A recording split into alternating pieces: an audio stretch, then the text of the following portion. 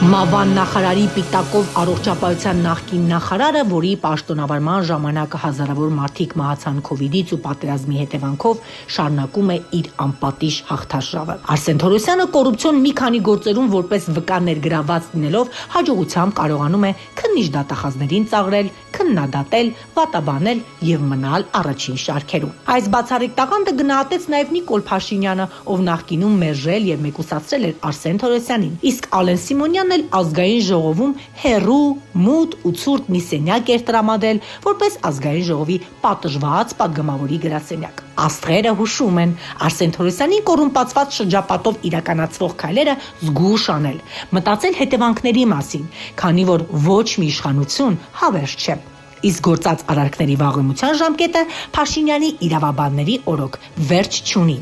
2026-ը եկվորյակ Արսեն Թորոսյանի համար խոստումնալից է, եթե կարողանա պրայմերիզը հաղթահարել, ցուցակում լավ տեղ զբաղեցնել, դրա համար պատրաստ լինելով անգամ Նիկոլ Փաշինյանի հետ աղոթքի գնալ իր աթեիստ տեսակով։